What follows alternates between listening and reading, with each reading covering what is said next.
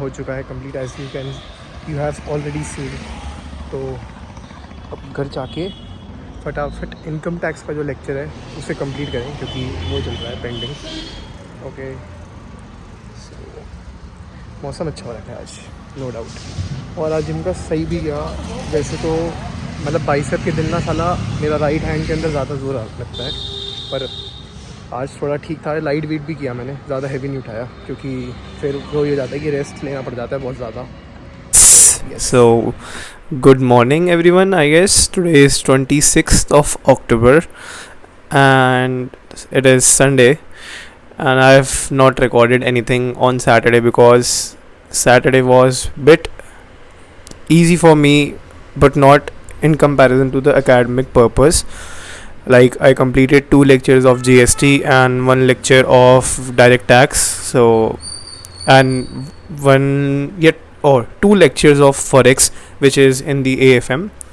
So अगर पढ़ाई के हिसाब से देखा जाए तो it was very decent and बहुत ज़्यादा ही कवरेज कर ली थी। इनफैक्ट जितना सोचा नहीं था उतना पढ़ लिया था और टाइम निकल गया था। जिम भी गया था, जिम भी हो गया, लेकिन बस कल मन नहीं किया बिल्कुल भी रिकॉर्ड करने का। ऐसा लगा कि नहीं, मतलब जिम का थोड़ा सा मैंने रिकॉर्ड करा था तो वो मैं डाल दूंगा उसमें, बट फिर ऐसे लगा कि नहीं यार, थोड़ा आज ऑफ था और थका सा लग रहा था, बॉडी बहुत थकी लग रही थी, तो कुछ खास मन नहीं किया रिकॉर्ड करने का और समरी बनाने का भी मन नहीं किया।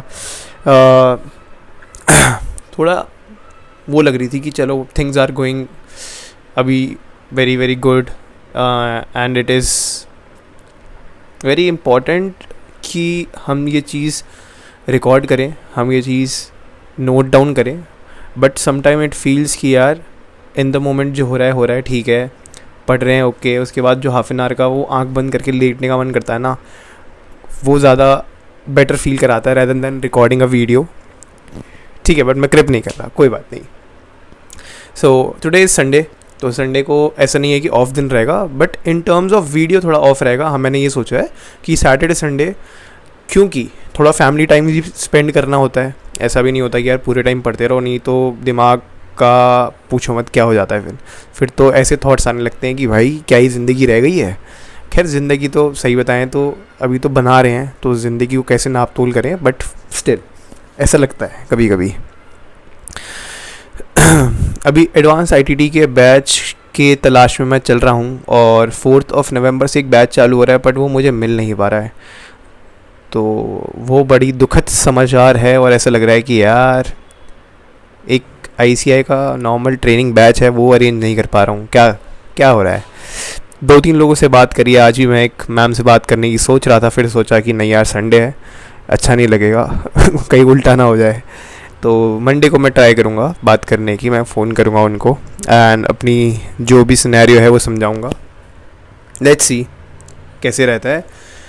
और GST के अंदर हमने जो कल पढ़ा है वो भाई बहुत ज़्यादा कॉम्प्लेक्स ऑफेंसेस एंड पेनल्टीज़ के बारे में हम पढ़ रहे थे। तो इसके अंदर बेसिकली एक सेक्शन 74A होता है, ठीक है, जो मैंने पिछली समरी वीडियो में भी बताया था, और अब नया है सेक्शन 122(1) सब सेक्शन 1। तो उसके अंदर क्या होता है, जब आपकी बेस्ट जजमेंट असेसमेंट होती है ना, तो आपको opportunity of being heard like show cause notice नहीं दिया जाता है। वो बेसिकली होता ही तब है जब आप बिल्कुल जवाब नहीं दे रहे और आपका ट्रैक रिकॉर्ड बहुत बेकार रहा है। तो जो डिपार्टमेंट है वो ये मान के चलता है कि आपका तो ट्रैक रिकॉर्ड ख़राब है और हम अपने हिसाब से जितनी भी हमारे पे इन्फॉर्मेशन है उसके हिसाब से हम बेस्ट जजमेंट असेसमेंट कर देंगे। उसमें 2 तरह का होता है। एक तब होता है जब आपने GST नंबर लिया नहीं है, लेकिन आपके रिकॉर्ड्स एंड सब डेटा के हिसाब से ऐसा लग रहा है कि आपकी जो टर्नओवर 20-30 करोड़ रुपए पहुंच चुकी है और आप टैक्स एवेजन कर रहे हो। लेकिन हालांकि वो बात तब आती है कि अगर आपने रजिस्ट्रेशन कराया ही नहीं, वो सप्लाई के अंदर आएगा ही नहीं, तो आपकी टैक्स एवेजन हुई कैसे। इसलिए वो 74 उसमें लग नहीं सकता। तो इसलिए बहुत ज़्यादा कन्फ्यूजन हो जाती है। और एक और ये चीज़ होती है कि समझ लो आदमी ने टैक्स तो पे कर दिया लेकिन बहुत लेट पे करा है, तो उस पर पेनल्टी तो चार्ज करनी है, ठीक है, क्योंकि tax plus interest plus penalty पे करनी होती है। तो उसने टैक्स प्लस इंटरेस्ट पे कर दिया है, वो पेनल्टी पे नहीं कर रहा है। उसको लग रहा है कि चल भाई मैंने टैक्स पे कर दिया तो मैं बच जाऊंगा, पेनल्टी की ज़रूरत ही नहीं है। पर ऐसा नहीं होता। फिर उसमें वो सेक्शन 122 सब सेक्शन 1 के अंदर आपको नोटिस भेज सकता है। और भी केसेस थे, 21 केसेस थे इन टोटल, नकली बिल देना, आउटवर्ड सप्लाई नकली करना, ये सब के बारे में तो ये पढ़ा था। और डीटी के अंदर तो हमने इंटरेस्ट की कैलकुलेशन ही सीख रहे थे एडवांस टैक्स के अंदर, कि इंटरेस्ट ऑन रिफ़ंड कैसे निकलता है, वो भी एक अपने आप में एक आफत है। फिर इंटरेस्ट ऑन एक्सेस रिफ़ंड कैसे निकलता है, कि आपको ज़्यादा रिफ़ंड दे दिया, लेकिन जब असेसमेंट हुई तो पता चला कि आपका तो रिफ़ंड बनता ही नहीं था, आपने तो नकली इनकम दिखा रखी है, मतलब कम इनकम दिखा रखी है।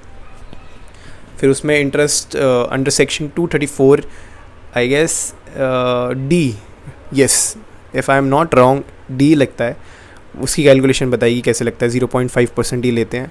तो मेरा एक इसमें टेक अवे था कि यार वो जब चार्ज करते हैं तो 1% चार्ज करते हैं, और जब हमें देते हैं तो 0.5% देते हैं। तो इंटरेस्ट तो एक तरह का नॉन कंप्लाइंस के ऊपर होना चाहिए ना, it is much more of a penalty. So why there is an angle to earn money out of the assessor या टैक्स पेयर, मतलब उसके अंदर तो ये एंगल होना ही चाहिए जब वो टैक्स पे कर रहा है आपको, चाहे अच्छा चलो फॉल्ट करा, उसने लेट पे किया, तो उससे आप इंटरेस्ट अगर 1% चार्ज कर रहे हो तो दो भी तो फिर 1% का ही। उसमें एक बैंक वाला या फाइनेंशियल मॉडल क्या रखा हुआ है आपने, कि आप चार्ज तो 1% करोगे, लेकिन जब दोगे तो आधा % करोगे। और उसमें भी बहुत चीज़ें हैं कि 60 डेज़ के बाद देंगे जी हम, तो अपना नोटिस सर्व करने के बाद। क्यों भाई, ऐसा क्यों? मतलब कहीं पे ये थोड़ा है कि आपका मोटिव ये थोड़ा है कि आपको टैक्स पेयर से इसके अंदर भी पैसा अर्न करना है। आपका तो एक नॉन प्रॉफिट मोटिव है ना, कि आपको इतना पैसा कमाना है कि फिजिकल चीज़ें चल जाएँ, मॉनेटरी चीज़ें, आप देश को संभाल पाओ। ये तो थोड़ा मेरे को लगा कि यार इसके रिगार्डिंग तो अगर थोड़ा गवर्नमेंट सोचे, या अगर टैक्स पेयर्स या ये सब सोचें कि यार ये तो एक तरह की नाइंसाफ़ी है। और इंटरेस्ट अंडर सबसेक्शन 234C तो बहुत ही क्रेजी है भाई, डेफरमेंट के ऊपर है कि आपने इंस्टॉलमेंट्स भी बराबर पे नहीं करी तो आप पे इंटरेस्ट लग जाएगा।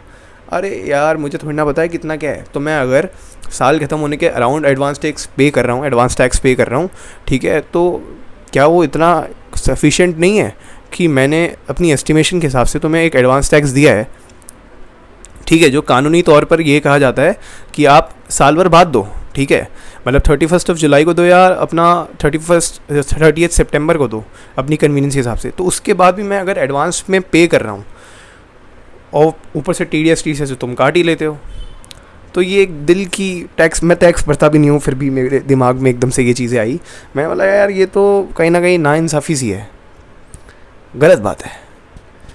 बट चलो ठीक है, कोई बात नहीं। आज मैं सोच रहा हूँ कि थोड़ी सेल्फ स्टडी कर लूँ रादर दैन टेकिंग लेक्चर्स, और FR को थोड़ा छू लूँ, क्योंकि FR नाराज सी चल रही है मेरे से। मेरे को ऐसा लगता है कि यार प्रैक्टिकल सब्जेक्ट्स में थोड़ा एफर्ट और मानना पड़ेगा, नहीं तो यार थ्योरी को तो जितना मर्जी पढ़ लो, वो एक लिमिटेड एक्सटेंट तक ही मैं पढ़ पाऊँगा, क्योंकि आई am not very good at theory and it is something which requires a lot of time. And if I put all my time into theory, still I know that I won't be getting much of a result जितना मैं उसे expect करता हूँ लोगों से in the sense बाकी लोग जब पढ़ते हैं तो उनकी थ्योरी की ग्रास्पिंग पावर बहुत अच्छी है, unlike me.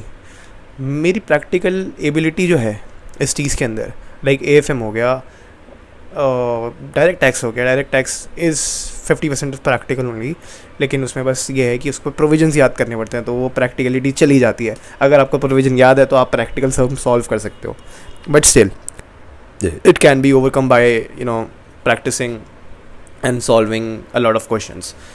And financial reporting is such a subject in which I personally feel that I can score around 80 to 85 easily without any taking stress, although it is very very lengthy and it requires sheer practice, because one sum is mandatorily to be expected।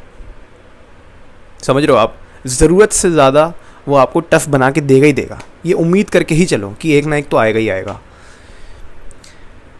तो ऐसा चीज़ें हैं, तो आप उसके अंदर आपको इतनी समझ होनी चाहिए, इतनी आप में प्रैक्टिस करने के बाद वो विजडम आ जानी चाहिए कि कौन सा सम छोड़ना है और कौन सा सम एंड में करना है और किस तरीके से पेपर टैकल करना है। ऑल दो अभी तो बहुत टाइम है कहने को, तो कि ये भी प्रैक्टिस में मतलब अभी है काफ़ी समय, बट स्टिल एक प्लान बनाने में तो टाइम लगता है ना, कि वरना उस टाइम पे कन्फ्यूजन चलेगी। सो यही सनी है।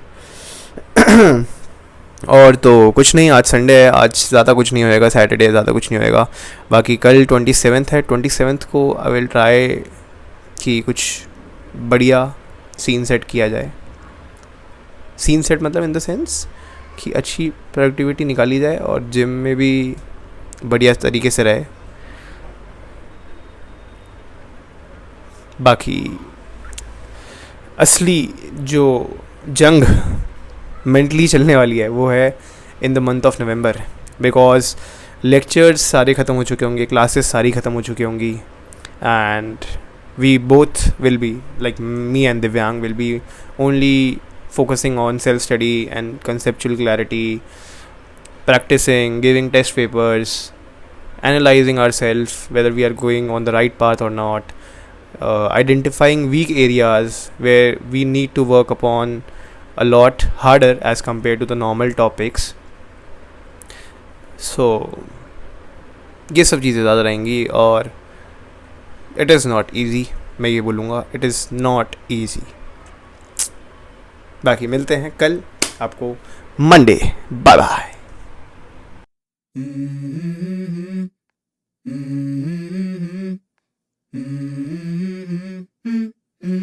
Let's go.